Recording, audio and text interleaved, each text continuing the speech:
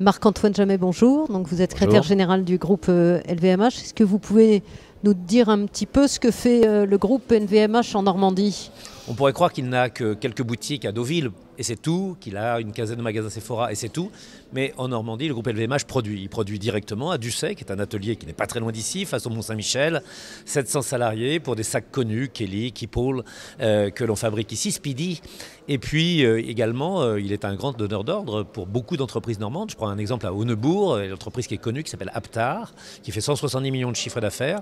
LVMH, pour ses cosmétiques, lui en commande 17 millions. Donc 10% du chiffre d'affaires de l'entreprise, c'est LVMH qui lui produit. Donc à la fois une production directe, production de maroquinerie, et puis d'autre part, beaucoup en matière de cosmétiques notamment d'apport. Et puis enfin, il ne faut pas oublier que le port du Havre est le port par lequel nos produits s'en vont. Et je pense que pour ce qui est des transitaires, pour ce qui est du dédouanement, du stockage, nous apportons également notre pierre à l'édifice du Premier ministre Édouard Philippe. Vous êtes aussi président de la Cosmétique Valais. Donc là, LVMH est aussi également présent. De quelle manière?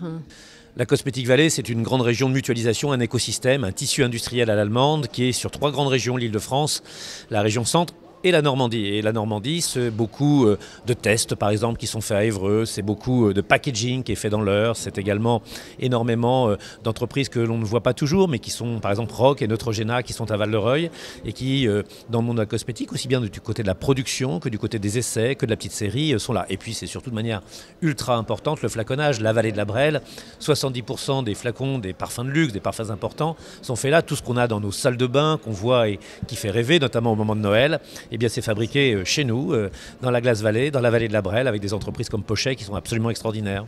Qu'est-ce qu'on trouve en Normandie qu'on ne trouve pas ailleurs?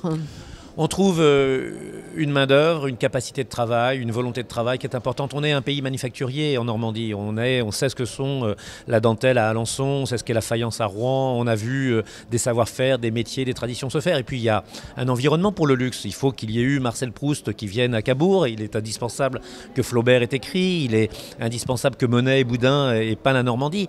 Il n'y a pas de luxe sans rêve. Il n'y a pas de rêve sans tradition. Il n'y a pas de tradition sans littérature et sans peinture.